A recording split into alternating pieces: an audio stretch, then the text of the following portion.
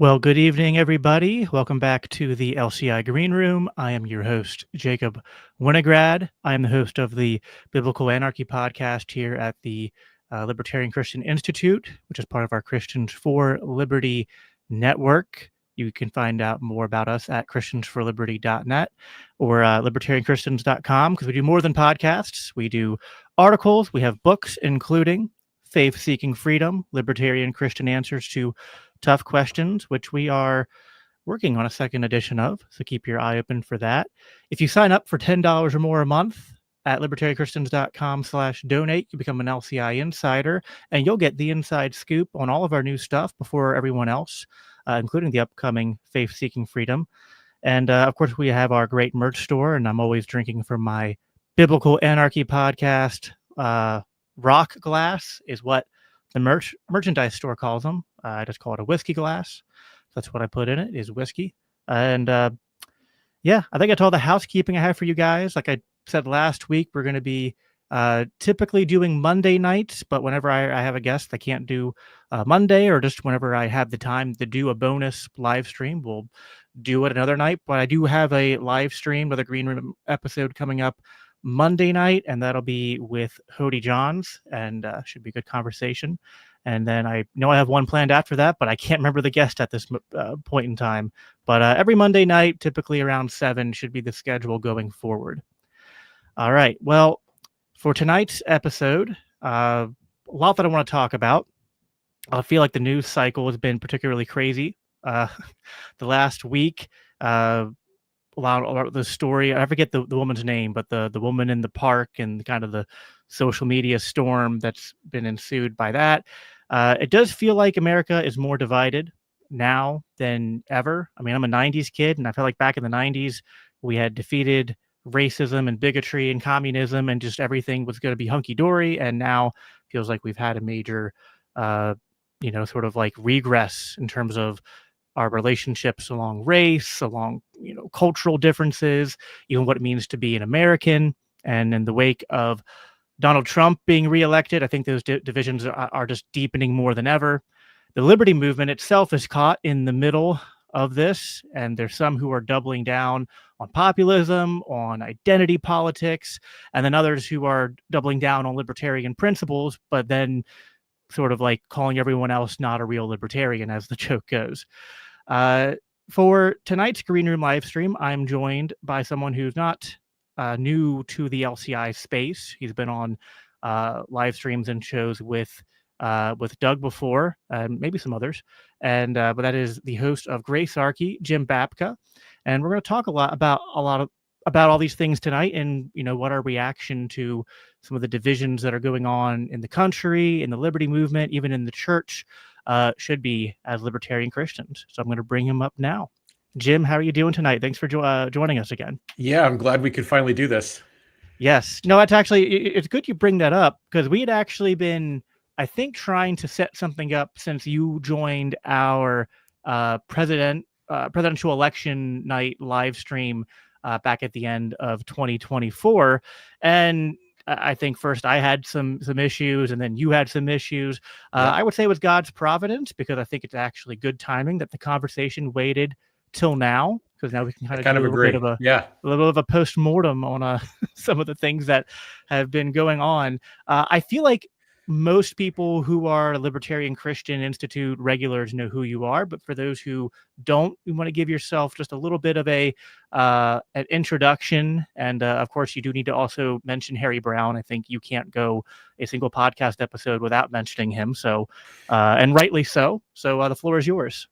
Okay, so I did come in to the Libertarian movement from Harry Brown's 1996 campaign, and I was state chair before the decade was over in Ohio. Very successful era for us.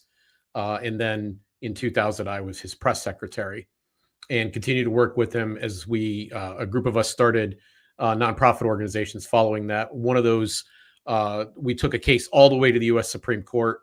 And then we became Downsize DC, which is what I'm best known for. Did that for over 2 decades. Home of the Read the Bills Act, the One Subject at a Time Act, and the Write the Laws Act. And in recent years, I've been working with a variety of other organizations the Advocates for Self-Government, Respect America, Foundation for Harmony and Prosperity, and just a variety of different things there that I've been able to do.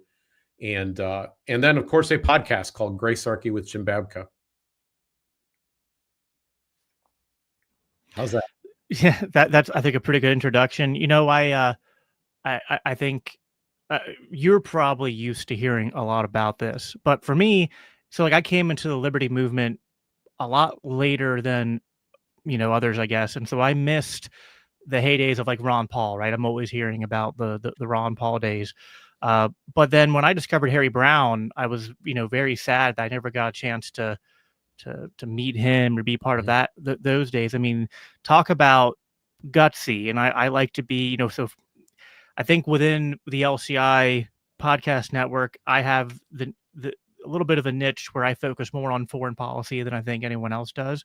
Mhm. And so, of course, I came about knowing Harry Brown primarily for a lot of his really good articles and pieces that he wrote. None more important than I think what was the name of it? The When will we When Will learn? We Learn? Which Yes. he wrote September 12. 12th, Yep. 2001. Which so like, and he was saying the stuff that Ron Paul would later say in '08 and '12, but he was saying it not just, just literally a day after 9/11, which I think just takes incredible courage, incredible, clarity to know that, like, it's one thing to like look back years later and go, how did this happen? But to the day after go, this was very predictable and we can't keep going around. We have to, you can't keep going around the world finding enemies to blow up and occupy and then act surprised when there's the inevitable blowback and pushback. So uh, I just think Harry Brown is one of those I guess, like, in our sphere, most people know him, but outside the liberty movement, I wish more people would know about Harry Brown. And uh, I think it's cool that you got to do a lot of work with him. Um, you've also been, I think, but by nature of what you said, you've been in the libertarian space and scene in the party longer than I have. I joined the Liberty Movement and very quickly the Libertarian Party around 2018, and this was more with the Mises Caucus and guys like Dave Smith and Tom Woods, and discovering the Mises Institute, and later discovering the Libertarian Christian Institute, who I now do work with, which is kind of crazy. And I've, I came in rather, I don't know, I guess now I would call it naive, but I came in thinking, a group of people, a movement devoted to, private property rights, to individualism, to peace, to freedom.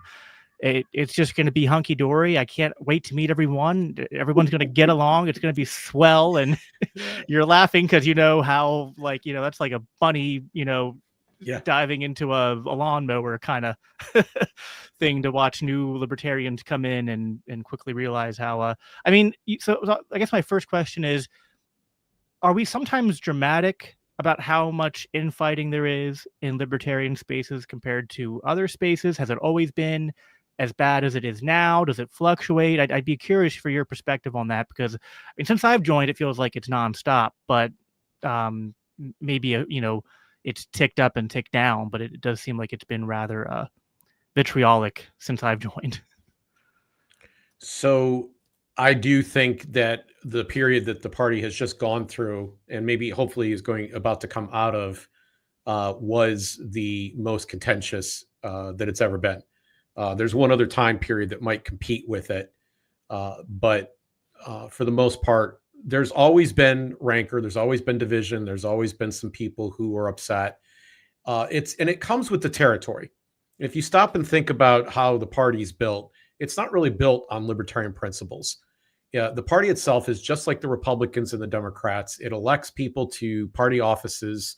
There is a treasury there. There can only be one treasurer. There can only be one chair. By virtue of that fact, there's other people that didn't get what they wanted. There's only one presidential nominee. Once again, by virtue of that fact, there's people that didn't get what they wanted. And sometimes the people who run for these committee positions, just to be candid and blunt about it, have too much time on their hands and they enjoy the drama. and they're not shareholders, they're not stockholders, they're not families that a family that owns a business that's interested in the future value of it. They score points by, at the expense of others, and maybe feel like, when they're playing with Robert's rules, they're doing really serious parliamentary stuff, or when they're fighting over these offices or platforms, that they're really doing politics and making a difference. And the truth is, they're not. The way you know that you're making a difference is you're being attacked by your enemies, the people that we really dispute with the Republicans, the Democrats. So if they're taking shots at us, that's a sign that we're doing something right. If we're taking shots at each other, that's a sign we have a circular firing squad. And that's been pretty much the norm. But I would have to say that the 24 presidential election was darn near the worst thing I've ever seen. The candidate was agreed upon at convention. That should have settled it. There's no room for any individual chair to grind their axe and use a state party for their purposes. There's no room for sabotaging a candidate in the open, YouTube or podcasting space to your close friends who also have shows, and forcing him to talk about topics that weren't his primary campaign issues. There's no room for failure to coordinate or send out press releases or do the things that the party's supposed to do. There's no room for leaving ballot access to be the responsibility of that candidate. There's no room in backbiting about him during the race. Usually, we skewered and persecuted our candidate after the elections were over. We punished them good and sound for not winning, but we waited at least that long. So I do think it's been worse of late. And I hope it's about to get better, but it's never going to get good. There's always going to be some people who, by the nature of this communal or communist structure of governance that the party has, that are always going to be ruffling feathers and increasing the drama. Yeah. So I think I agree with you in terms of the general prognosis of the party dysfunction. Why some of that might just be, a problem that persists. I've heard from others, again, I have no idea, that there's just as much infighting in the main two parties, but they at least usually get their act together during the actual general election. And perhaps libertarians usually do that. But as you said, this past election cycle certainly did not do a good job of that, which losing Jacob really contributes to that. So the Democrats very much right now have a civil war about the future of their party. What are they going to do? Because they're in the outs right now. So yes, I think this is kind of normal because we haven't won an election yet. So we're always in that category. Sure. I do wonder, this wasn't a planned question, but since you brought it up, because I don't want to touch on, I know what you're alluding to in terms of state chairs and parties and, the inner machinations of the, like the state. So the way it works is that the national convention decides upon the candidate, and then the state parties have a responsibility to then, take that candidate agreed upon at the convention and then follow the procedure to put those candidates on their ballots. Some individual parties, and I won't name names, but decided to try to not do that. I think for the most part, none of them, I don't think any of them failed to or put anyone else on, as far as I know. But I know those attempts did happen. But I would, I guess, slight pushback in the form of a question. I mean, because on one hand, I agree with you regarding Chase that a lot of the criticism was not being done in a way that I would do it, and it wasn't particularly productive. I do think to some extent Chase, and I did talk to him about this, and I think he did own up to this a little bit, that he had participated in a lot of the bad blood back and forth stuff prior to getting the nomination. So I think he at least has to, say like, certain comments. I mean, he made certain comments about Ron Paul and other people prior to him taking that position, which he, apologized for and walked them back and whatnot. But I guess I guess my concern is that I don't want libertarians to be necessarily like, is it a feature or a bug that once you decide on the candidate that like you're just supposed to like, okay, now we got to support our candidate, right? It's like vote Republican no matter what, vote Democrat no matter what. Don't criticize the candidate. And there's something about that sort of like political tribalism. By the way, just quick tangent. We at LCI are a nonprofit and we don't make endorsements of political Hmm. candidates or Hmm. parties, but we're talking about just how libertarians view elections and candidates, and there's a convergence here of libertarian theory. I think there's even a convergence of what we as Christians should do in terms of how we view elections and politics and our allegiances and things like that, which we'll get to, I think, a little bit later. But on the political side, I am wary of, like, I think you should be allowed to do more than just not vote for the libertarian candidate if you don't like him. I think you should be allowed to criticize him and point out his weaknesses. I would, want people to do that more charitably and in good faith than perhaps a lot of what we saw. Um, but that kind of criticism kind of cuts both ways, because not a lot of libertarians are generally charitable with each other when offering their disagreements. But what are your thoughts on Oh, I got a lot of thoughts, and so I'll try to contain them. that? First, politics is war by other means. A political party is a gang. The gang has decided they're already going to step out into the alley and have the fight with the other gang. It's already going to happen. And just because somebody has a different shirt on that's with you, or maybe they said a word you don't like, or I don't know, you don't say, well, you know what, I've changed my mind. You handle the gang. I'm going to go leave, or I'm going to join one of the other gangs while we're in the middle of the alley. You know, second, I think if you take on a role in the party as an officer who has a certain portfolio, that's not a property that belongs to you. It is a trust that you've been given. It belongs to collectively the members of that group. That's the structure that's been chosen. And if you can't carry out the duties, just to be frank and blunt, you should resign. So if you want to say, Jacob, I really don't believe this was the right candidate, and I'm very, very disappointed that this is who they picked, and it's now up to me to sign the papers, and in good conscience, I can't do that.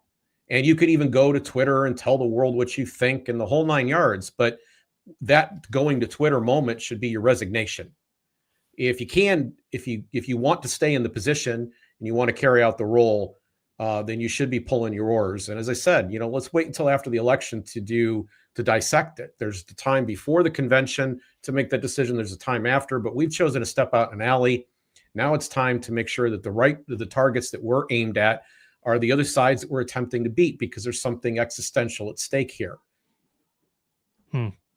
It's called Yeah, I mean, fiduciary responsibility, by the way. yeah, I mean, like, I think I would mostly agree with you when it comes to, like, if you're in a position of responsibility or authority within the party, either execute your duties, and what you say has a different veneer and weight when you hold a position versus if you don't, if you're just a member. Um, so I would say, I think in general the non party leadership, you know, would you agree they have more freedom to voice? Because, like, I even tried to do it this way, which I wish more people would do. I tried to say, you know what, I think Chase is really bad on these three issues. However, on the rest of it, I'm closer to him than the other two candidates, and uh, the three issues we disagree on, we'd get we'd have a lot of progress in this country before those three issues. Well, maybe two out of the three issues, to be accurate, would be incredibly relevant. One of them, around the LGBT stuff pertaining to kids and whatnot, a little complicated and messy. He did, I invited him on my show and he came on, and with me, him, and it was moderated by a discussion moderated by Alex Bernardo, the Protestant Libertarian podcast, which you should also check out, audience. Um, we did have a good conversation, came away disagreeing, but so I feel like there should be room for that, but going around and, there are people calling Chase a groomer and other, Yeah, pejoratives and no, things no, it like that. was. And I don't think that that's, I disagree with Chase strongly on those issues, Mhm. but at like, some of the behavior, and this is tough because, like, this actually kind of ties into, this will be a good segue to the next topic. I am someone who has a allergy to using certain words: homophobic, bigot, uh, racist, Nazi.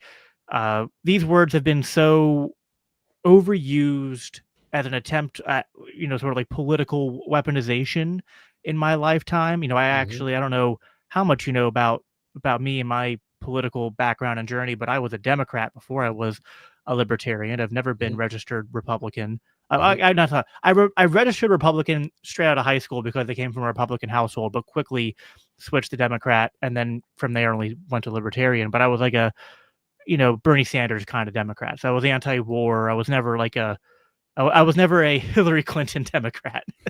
But so I came from that backdrop, and when I saw after 2016 the left go full into identity politics, full into everyone who voted for Trump is a racist, is a bigot, is a Nazi, the Charlottesville stuff, that really just kind of like that's what pushed me out of that sphere. And ever since then, and then even among the libertarian experiences I've had, where it's just like, if you hold certain, just even saying, hey, I don't want this enshrined in law, but here's what I believe about, marriage and sex and gender or, et cetera, you can get called certain things. So Hmm. I have an allergy towards using that word. But to tie back to what we're talking about with Chase, it was hard to not think that there were certain people who were using the two or three disagreements that we could talk about and say maybe Chase isn't great on these issues, and the reason they were uncharitable towards him was because they were actually using those issues as a kludge to sort of express their uh I guess like prejudice towards Chase because of him being a homosexual, an open homosexual, which I didn't like. I mean, and to be clear, there were also people who would just go around calling him the word you use in a derogative sense to describe Hmm. a homosexual Yes. No, person, it and that was. and that kind of stuff. I was like, no, like there's not room for that, or there shouldn't be room for that. I think in libertarian spaces, especially in Christian spaces, we shouldn't use those kind of terms. I think, but I did see some of that, and that definitely I think was a problem. So it's, I kind of found myself in the middle because on one hand, I had serious grievances with Chase as a candidate on multiple levels. On the other hand, I definitely, uh, regardless of what the party leadership did, the party membership did fuel a lot of this divisiveness, and I kind of get where some of it comes from, and so that's why I kind of pushed back on you a little bit there. But I also think it did rise to a level where I was not able, where I was like, I can't go there. So my next episode of my podcast, Gracearchy with Jim Babka, episode 129 is intended to be. In fact, we're in editing phase right now. We'll release it early next week. Is about libertarian purity tests, and we actually cover some of the things that touch on this same issue. And one of them is, what is the unique selling proposition of libertarianism? What is it that we're offering? The thing that we are offering that's unique, makes us distinct, and if we stick with this, keeps us on point, is that we oppose coercion and aggression. We favor persuasion and voluntary action. And we do this on moral and pragmatic basis. You want to have the argument with us morally, we'll have it morally. You want to have it logically, we'll have it logically. You want to have it pragmatically, we'll have it with you pragmatically. It doesn't really matter which Sure. Yep. field you pick. We can argue on all three of them. But that's the thing that makes us distinct. That's the thing that says buy this party and not the other ones. And what has happened in recent years is we've gotten away from that. So the party that I joined, as I like to say, it was possible for the pastor and the pornographer to sit next to each other, both party members, to sit next to each other at a party meeting and have an engaging, interesting conversation where they actually find they like each other. Now, when they leave, they might go to two very different places. Their aesthetics or values personally may differ considerably, but they had respect and tolerance for one another because they recognized that they were both there so that they could be free. They were both there so that they could pursue what their own version of their values and their happiness. They realized that coercion and force didn't work. Even if they disagreed with the other's values, they recognized it didn't work. And instead, they maybe found each other interesting and would talk.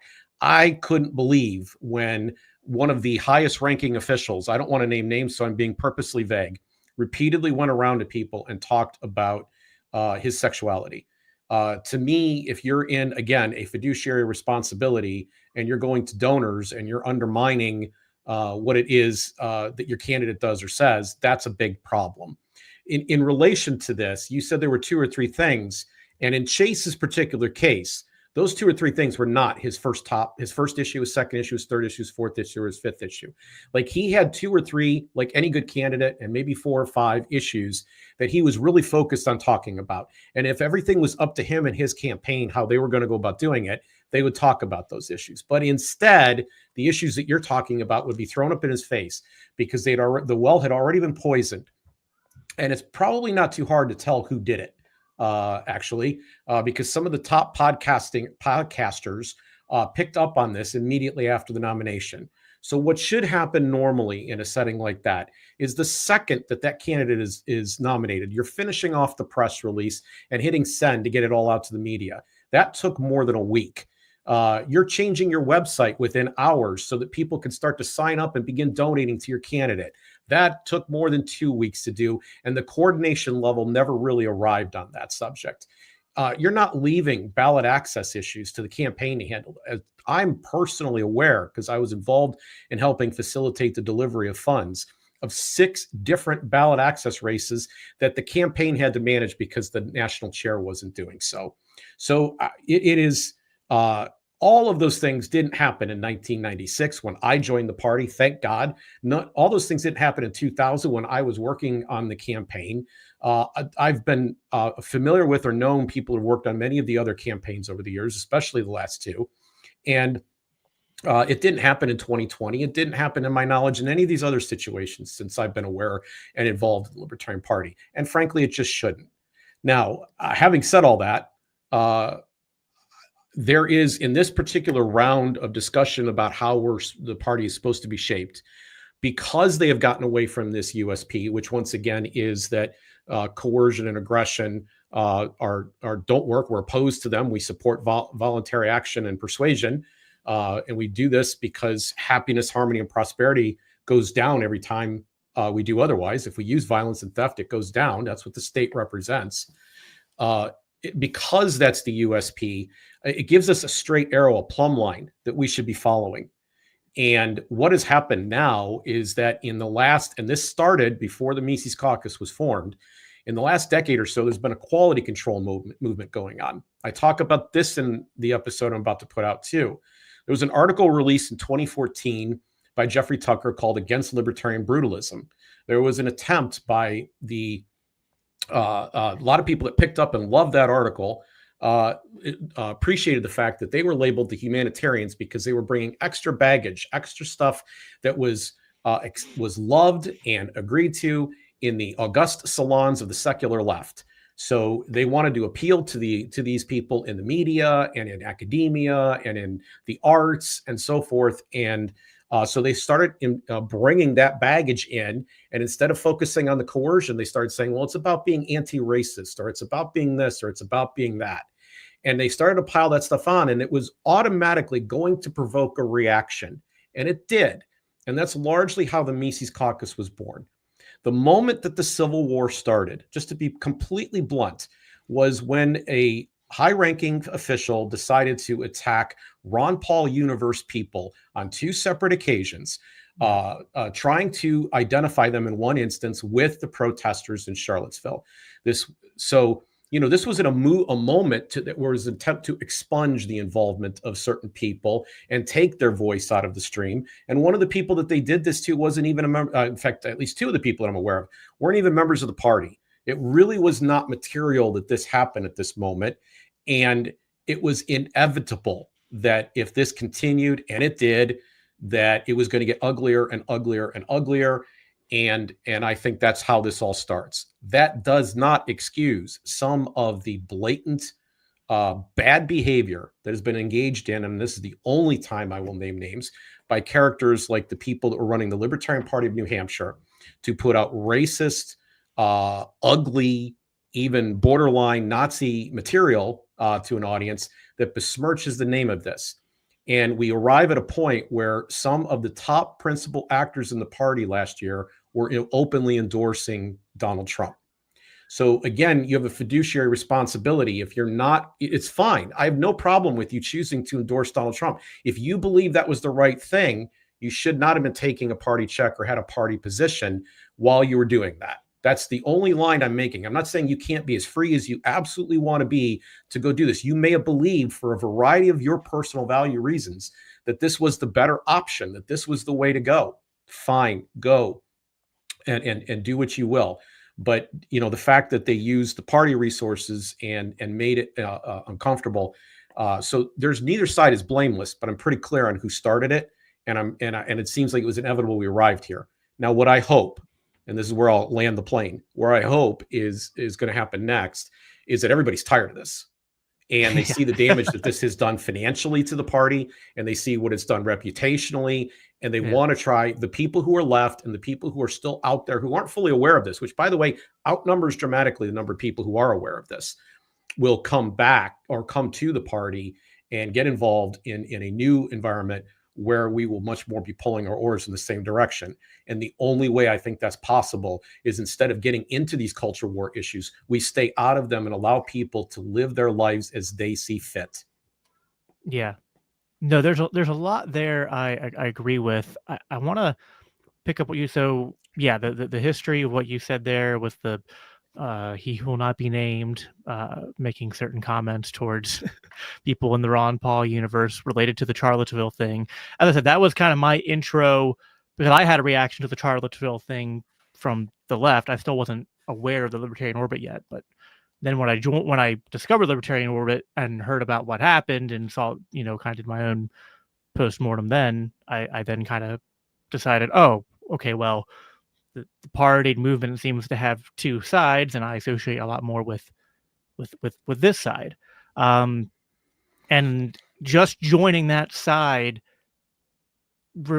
resulted in those sorts of attacks that the one party leader had made being directed at me all of a sudden, which and then I guess to tie the bow with the Chase stuff, again, what I alluded to before was that, and I agree, neither side is blameless. And I was often within the Mises Caucus circles the guy who was always saying, like, hey, we should just turn the other cheek to a lot of this and just get to work and not respond as much. But it does get hard at times. I was at one point doxxed by people from one libertarian Facebook group who are named basically to call out fake libertarians, and who kind of made the Mises Caucus their enemy.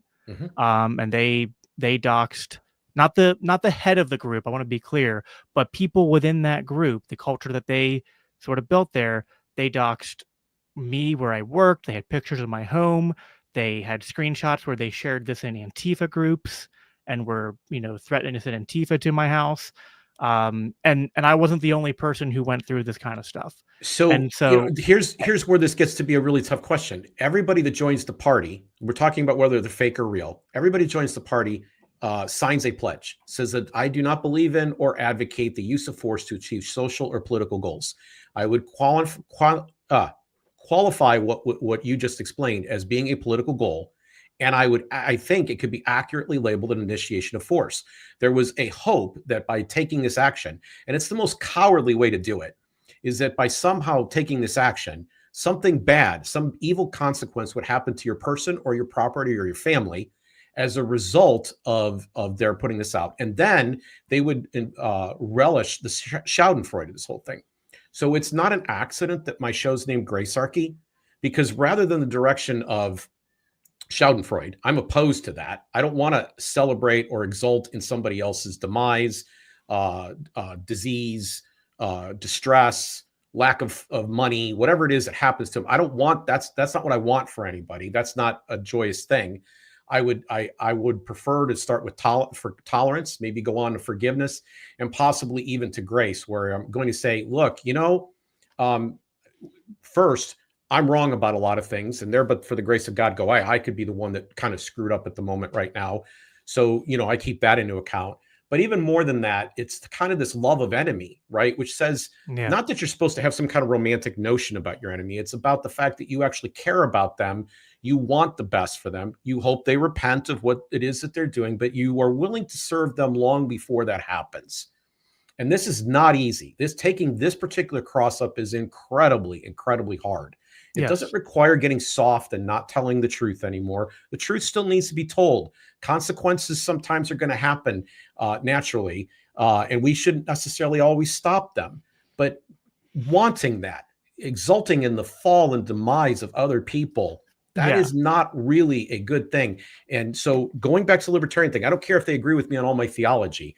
Just simply start with that pledge you signed. You said you weren't going to initiate force. And what you just described, that's an initiation of force. Yeah. Yeah, and so this was the context that I think a lot of people who joined the party through the Mises Caucus kind of like fell into. And just for better or worse, Chase was on the other side of that, and he didn't. Chase never participated in any of the crossing of the lines. But he definitely participated in a lot of the mudslinging, right? And so I think it was kind of inevitable that when he got to that position, there was just going to be, unfortunately, a lot of people who just weren't going to let that go, which isn't an excuse. It was kind of predictable. I did my best to try to let it go. I was even considering voting for him. I had a yard sign for him. I did switch at the last moment, which we'll talk about here in a second. But even since then, like after the election, I was in an X space with Chase, and he didn't hold it against me that I didn't vote for him, and I don't hold anything against him. We're still friendly with each other, despite the kind of few things that I have strong disagreements with him on. There's a more frequent occurrence, and I even said this during his campaign, where he says something that's like, well, that's spot on. That's the right take. And I don't care if I have personal disagreements with him. I don't even care if I hadn't buried the hatchet with him and had an issue with him. If someone says the right thing at the right moment, we should not to give them credit, we should give the idea credit, and we should promote that. And anytime I would do that, I get pushback, be like, and that wasn't helpful.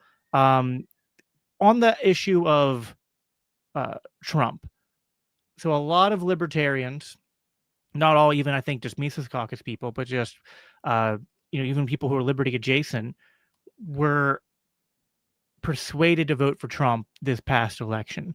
I think a lot of that had to do with the different people he had around him this time, some of the promises he made, including like freeing Ross. And then towards the end, him and Elon were, and Trump's son were like retweeting and signal boosting Ron Paul and things like that. And in, looking back, the way I would describe it is our ears were tickled a lot. Mhm. And as libertarians, we're not used to having our ears tickled. No, um, no. I know you saw the post I made, I guess a few weeks ago now, where we're now looking back. Listen, I think it's kind of hard to run the counterfactuals. I can't say if Kamala would be better or worse. I can't. And did my vote really matter? Not really. But just from an emotional level, and also as a Christian, I don't like that my name is known, and just even privately known, that I cast that vote for him, knowing the things he's doing. Not that I have to own those things, but just that I kind of had an expectation that the worst we would get with Trump was 2016 Trump. But now we're in this weird. This is such a weird administration. I know you talked about this on episode 400 of the Libertarian Christians podcast with Doug and Cody, where simultaneously, and I think these were your own words, and correct me if I'm wrong, you said we've had more wins from a libertarian perspective in a few months than sometimes we get in entire terms. Mhm. Um, but then simultaneously, it feels like the opposite correlate is true, where feels like we have almost as many, or if not more, losses and like troubling developments, to say the very least, both politically and culturally as an outgrowth, than sometimes we get in an entire term. Um, so I guess, like, what are your thoughts on that temptation that a lot of libertarians fell to, including me, to vote for Trump, and just kind of the as a libertarian evaluating Trump right now, because it's been a little bit of time since you even talked about this on the main flagship show, and again, more good, but even more bad. Uh, what how do you respond to all that? Like, how are you sort of like processing this in your mind? So Chase was always going to be closer to you than Donald Trump was going to be. We'll come back to that. Second, when I made those statements, and I stand by them, because in an instant episode of my podcast, I talked about calling balls and strikes. So I actually believe we don't. It's not about the personality, which unfortunately there is kind of a cult mentality, and there is on one side, and there is derangement syndrome on the opposite side. Yep. So those two things are real, and I don't believe that that's where we should be spending our time, is on the person. Even though he might even want us to be about him, I would prefer greatly that it was about the issues and principles. What are the policies that are being pursued, and how are they being pursued? And when I made those statements, we were about 25 days into the administration at that point. I don't know exactly, but there's a big difference between where we were then. It seems like, not even though it wasn't that long ago, big difference between where we were then and where we have been since, because things started to take a very ugly turn late February or so, maybe the beginning of March. I can't really pinpoint it, but some of the stuff that I find extremely objectionable has occurred since then. Yeah. And the things that the administration has done that are of benefit and good, we can say as well that they're not following through on all those things now. Some of those things were early indicators. Doge was going to be something pretty amazing. I just put a post on shortly before coming on the show tonight from Thomas Massey showing that there was a rescission plan in the House, which means that they're going to take existing budget items and cut them. And there was Doge items on that list, and one by one, they canceled all of those votes. They're not really going to follow through what turned out to be a very paltry set of cuts. And so that program wasn't implemented in any way like it was initially advertised, or like we even thought was possible just 70 days ago.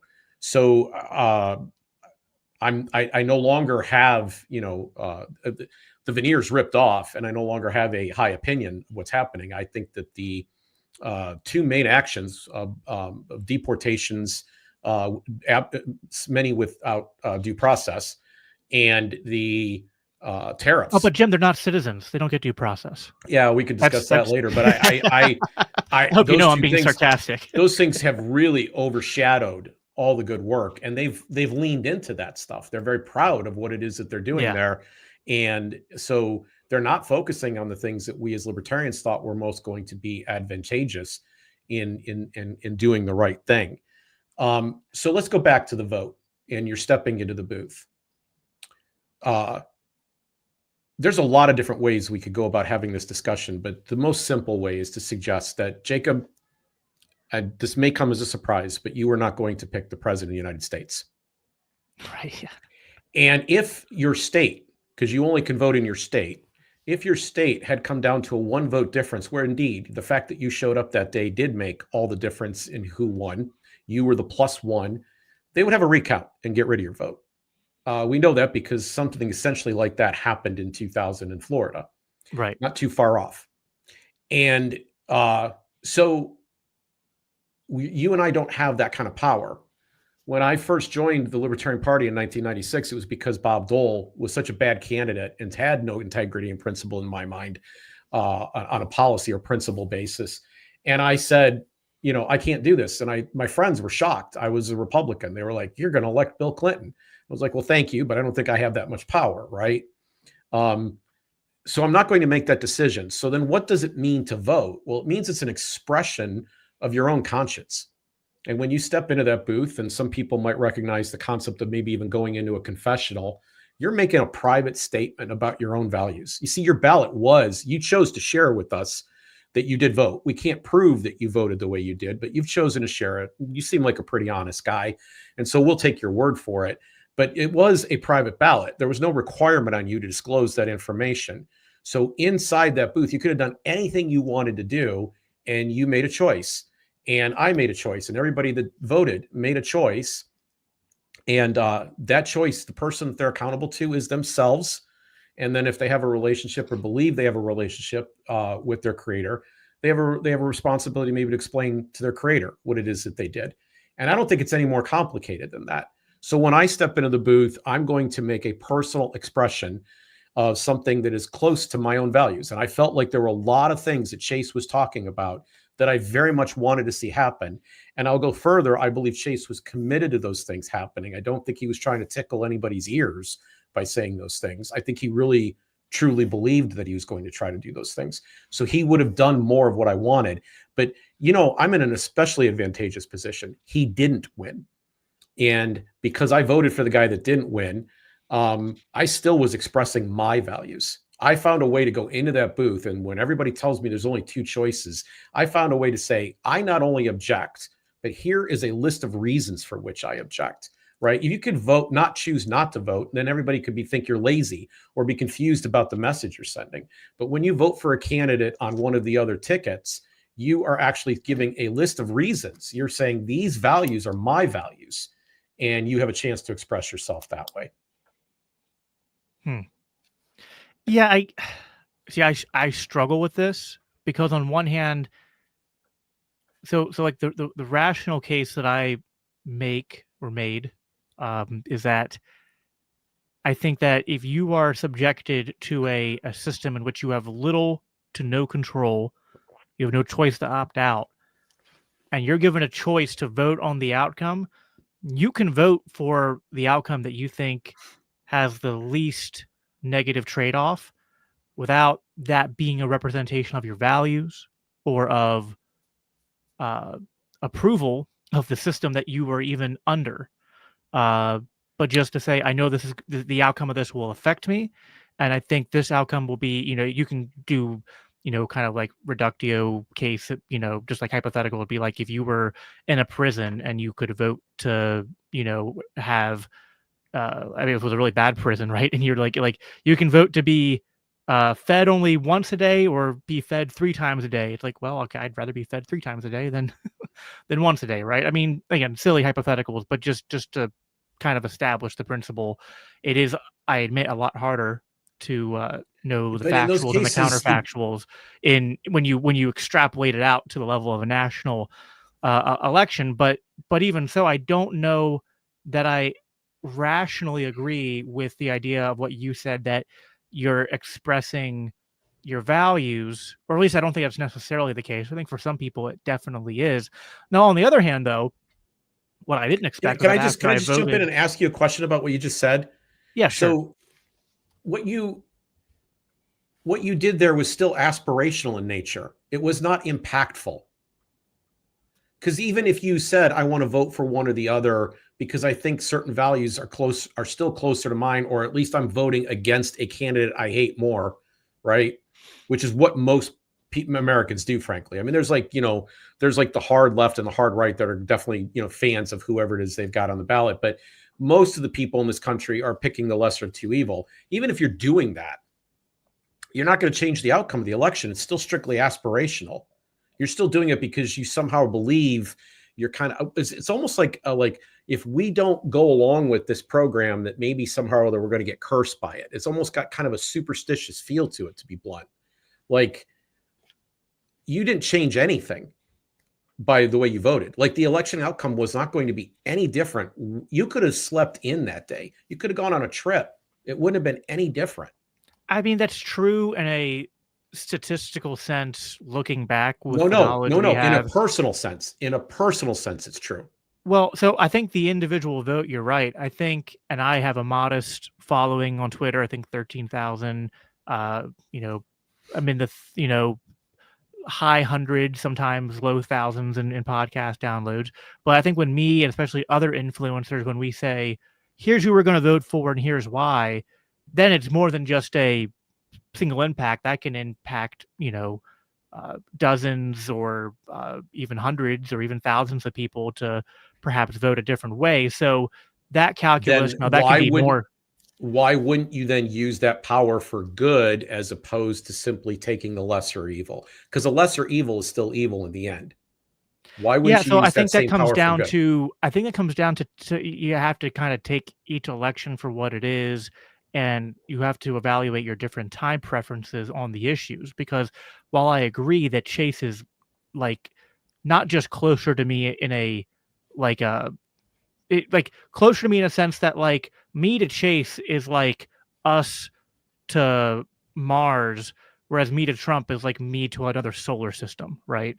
It's a pretty big gap, but Chase had no chance, no realistic path to victory. And again, it's hard to run the counterfactuals, but my firm belief at the time was that with Trump, the worst we would get was 2016, and there was a chance that he'd be better, especially on things that matter most to me, like foreign policy and de-escalating what seemed like an administration and a party apparatus that seemed hell-bent on just like saber rattling us as quickly into as many wars as Mhm. possible. Mhm. And Trump seemed like, even though he wasn't perfect on that, it was like, okay, him and the people around him seem like they're a hell of a lot less worse. It's not, it doesn't seem like that's the same, right? It didn't seem like that famous, I think it's from Tom Woods, who I think, no, he stole from Michael Malice. I forget who got it from who, but no matter who you vote for, you end up with John McCain. That didn't seem to be the case this time. Yeah. Now, part of my regrets is that, after voting for him, it seemed like not just him, but like even people like Tulsi and others have suddenly, Mhm. like, it's like a, I don't They're like to John do McCain. the, well, it's like the lizard people, like the Mhm. they unzip Yeah. themselves. Yeah. And so that's part of my regret, is in feeling that like, okay, maybe I was duped in some sense. And I have to wrestle with that. Um, there's still a chance that Trump might, you know, bring some kind of end to the conflict between Russia and Ukraine.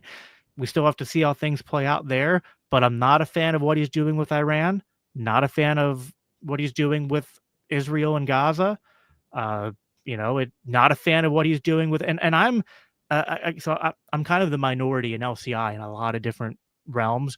One of them being that I'm not for closed borders, but I'm not always in the enthusiastic open borders camp.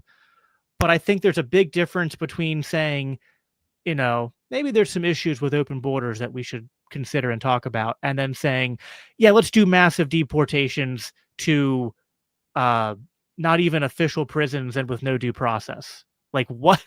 That is not something that in my wildest dreams I thought any libertarian would ever condone and cheer on. And I think, and that's so. I know we're running short on time, and I want to get to this point because I think this will actually go more to your side anyway.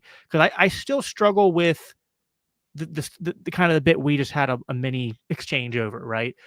But what I don't like is that while I feel like I've been able to vote for Trump, see what happened, and do as you said, which I agree with, call balls and strikes, and not get sucked into the identity cult, not get sucked into the mental gymnastics to try to say it's all 4D chess or anything like that.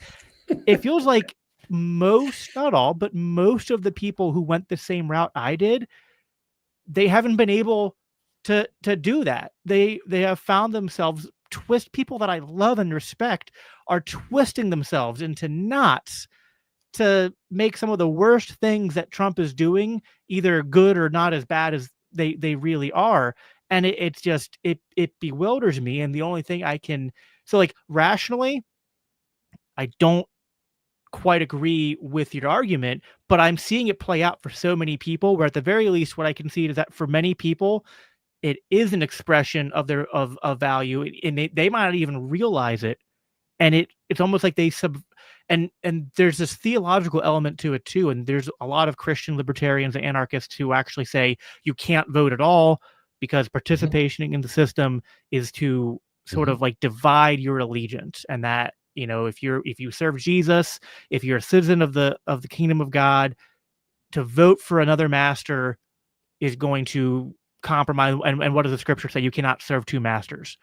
And it does almost feel like I'm seeing that play out in real time for a lot of people. And not to say like I'm not trying to put myself in a pedestal above above them or anything. It's just more like I thought that, like, I think rationally you can vote for someone and then just not own any of it.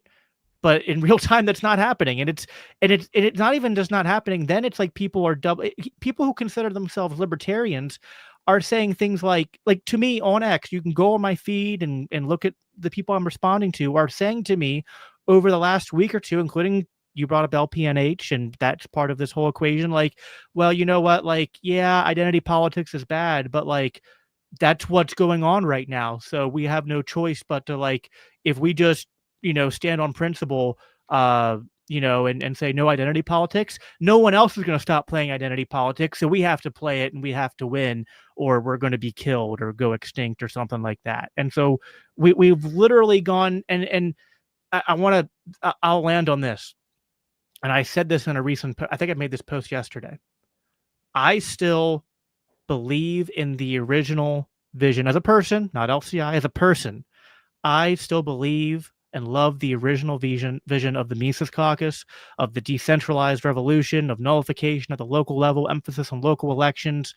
I love that. I love a lot of the people there. I think a lot of the people there get caught up, like they get overlooked in all the drama, and they are good libertarians who are serving at their county level, at their state level, even the national level. And I don't want to like paint with a broad brush. Nope. But at the same time, there are some people who do fall in this category who are or have been part of the Mises Caucus, who it's like we have like one of the Mises Caucus's planks is a rejection of identity politics, which is part of what attracted me to that. Because it felt like at that time, one side of the party was, as you even said, leaning into identity politics because we wanted to gain some sort of favor with the city elites and progressives. And I was like, no, we shouldn't do that, because I came from the left and saw how identity politics poisoned the left and caused the anti-war movement on the left to basically disappear. And it feels like libertarians are now in real time making the same mistake. Including people who came from the Mises Caucus, and I'm just like, guys, like we have like we've gone wildly off course, and it's incredibly frustrating to me. But more than being mad about it, I'm incredibly grieved by it. Like I am so incredibly grieved by it, because I just know that, and I don't want to be hyperbolic, but just there are certain chemicals in play right now, and things are heating up, and I'm just worried that the right elements have been put into the crucible, that we're headed towards a race war, or at least race relations degrading in this nation and in the world to a degree that we can't even begin to imagine. That's my concern. And it feels like libertarians and Christians should be on the forefront fighting against that. And there's too many who not only are dropping the ball, but are just like cheering on that escalation. And it's very troubling. So first, I appreciate the honesty and the willingness to admit you're wrong that you've exhibited in your tweets and even here as you're talking. So I think that is unique and special. But the problem that you're describing is not a problem of bigotry or race. It's not a problem of even simple, they endorsed a side. Yes, it's hard to admit you're wrong, but what's really going on is that this is a war, and there are rivals. That much like being in a prison gang is the type of mentality here that you're describing. Like, I joined the gang because if I don't join one of these gangs, I'm now a free agent that's basically a victim maybe of all the gangs, right? Right. And so I have to choose to side with one. And as we do this, as we begin to join some kind of mob and we press forward into that mob and try to get things done, we increasingly there's a contagion that takes effect. It's a spiritual issue. People start to surrender their own wills, their own identities into the blob that they have joined, and they become part of that destructive force. And they get to a point where their favorite expression is simply to see the other side cry, simply to see the other side fail, simply see them, demoralized and disgusted. And that's what it's all about. It's about kind of catching them and beating them and seeing them cry. And you'll hear people say, I want to taste the delicious tears of the left, or I want to taste the delicious tears of the right. I mean, this is what they start to settle for. They lose all sight of the principles. They lose sight of even the policies that they liked about the candidate. It's just strictly about winning and losing. It's my team wins. And there's some vicarious thrill. It's a cheap thrill. It's less than value than getting a cocaine hit, frankly, that they get out of this process. And this is a spiritual problem. This is this is a surrender of individual identity It is a surrender or a letting go of my own unique character and relationship between God and my fellow humans, and surrendering it to going into this war and saying, this is my side, win or lose, and I'm going to throw in my lot with them, good and hard. And I'm even going to begin to bend and change who I am as a human being, because it doesn't really matter at the end of the day. We can't really win. On the reverse side, and kind of touching on some of the things that I said a few moments ago, you can't expect anything to get better unless you want it to, unless you make actions towards that. So if you surrender to the notion that this is just the way it is and this is the way we have to play, whether it's just how you simply voted last November, or it's like, continuing to do bad things and say bad things and even give up your principles and start to do identity politics right now, you're giving up something very important or special about the ability to make a long-term change. And I come at my faith this way. The Bible talks about the fact that we're supposed to be concerned. Our lifetime is about what happens not just to us, but to the third and fourth generation, our grandchildren and great grandchildren. Like, what world are we leaving for? We're supposed to leave an inheritance to them. And so our life extends beyond that. There's an eternal perspective to the entire book or the entire story. And so I definitely believe that the Christian faith is a long-term thinking process. So I don't believe the results are my responsibility. I believe that I am responsible for myself and what I do to contribute to the right result, right? I do the good work, and then I leave the results to God. Yeah. And that's how I treat voting. That's how I treat my activism. That's how I tried to treat all the words that I said to you tonight. Yeah. If I was going to sum up what you just said in the words of a man that you will agree, I'm sure, is a wiser man than both of us, be hot or cold. If you're lukewarm, I'll spit you out. Mm-hmm. Yeah. I think that is kind of part of the problem, is that there's a lot of people, and I'm even guilty of this, because it's tough, because on one hand, because I guess like the opposite concern is I don't want to make perfect the enemy of the good. And so, like, I'm an ANCAP. I forget if you're more of a minarchist than an ANCAP. No, I'm a voluntarist. I prefer to call myself, Voluntarist, fine. or post-statist. I We're, long we're for a future where there's no state. yeah. So we're fellow travelers. To say to use a term. Well, I agree with that. Except I've noticed a lot of ANCAPs, and I've even heard from you a couple of minutes ago, who think that somehow or other we can control immigration, and it pretty much requires a state to do that. So I don't have room for any of what's happening right now. Yeah. I mean, Well, the I guess problem is that none of these people should be getting deported. If they've committed a crime, then they should face the terms of that. But make restitution to the people they hurt. Well, there's a question of, like, if someone commits a violent crime and we're not going to use the death penalty, should we house them in U.S. prisons or deport them back to where they came from? I think there's a little bit of nuance there. But this, what I was about to say, will actually kind of tie on what you talked on, because while I'm, so as an ANCAP, and I would even say I consider myself a voluntarist, or just, a lowercase a anarchist or whatnot, a Christian first and foremost. But yeah, I want to live in a stateless society. I don't believe that the state should exist, let alone have a border that they can arbitrarily, say this is ours and we can govern here and we can exclude some people and not exclude others. I don't believe in that.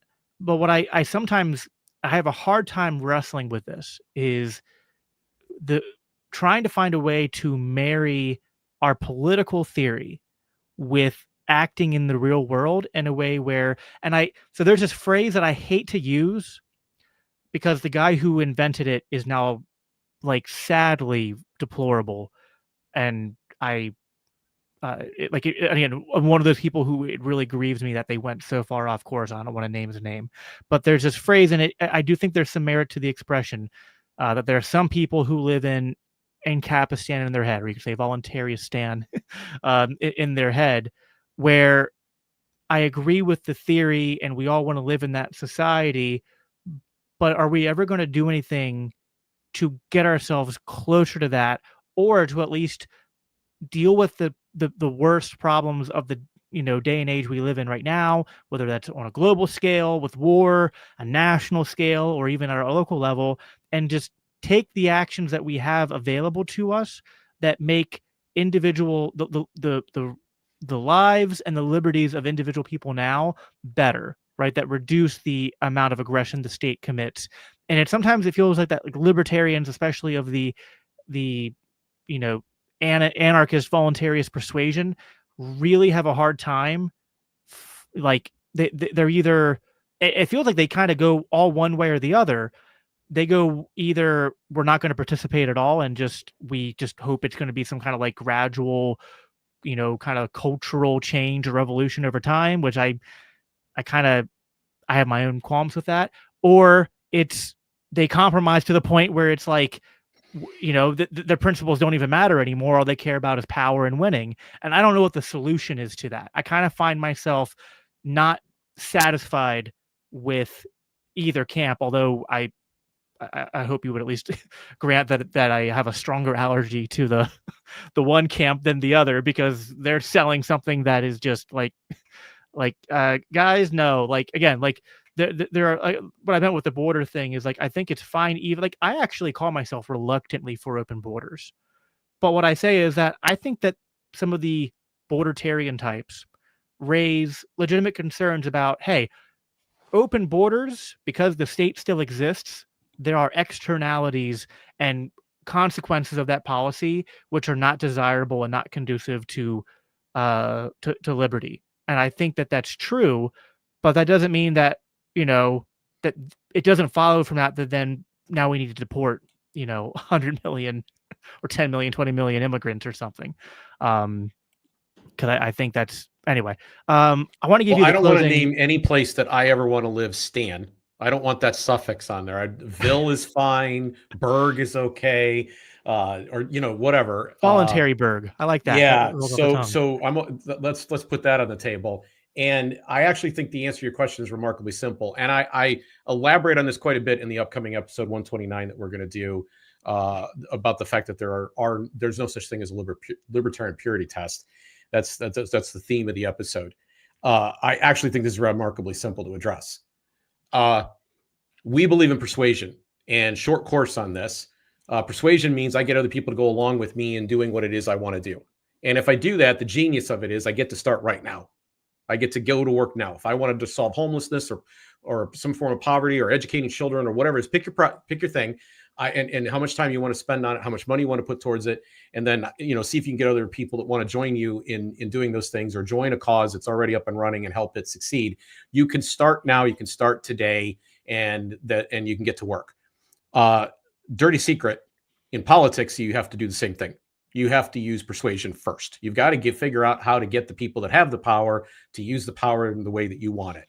And if you will permit me, I would like to kind of show the genius of Harry Browne before we close out this episode. Harry talked about the fact that there was something called the dictator fallacy. It is the pretense that you would be king. Oh, if I were in charge, the policy would have this thing and that thing and the other thing, and this is the way it would work. Well, there's a couple of problems with that. The first one is that the way that we pass laws in this country is we go to a council or a Congress, and we have these legislators make the law. And they all have their own interests and axes to grind, and they need to have their votes bought off in one way or the other. And so they figure out, they get in a room and they horse trade, and they come out and they deliver a Rube Goldberg device that may not even may have the name of the bill that you originally wanted, but a lot of the parts of it you don't recognize. They're not the things that you, as the dictator, would have chosen to do, and they water it down and ruin it. And then they send it off to an administration who will now have to implement it. And once again, it turns out not to be you, and they begin implementing it. But let's say that you picked a guy for president that you're pretty happy with, and he's, seems like he's prone to do the right thing.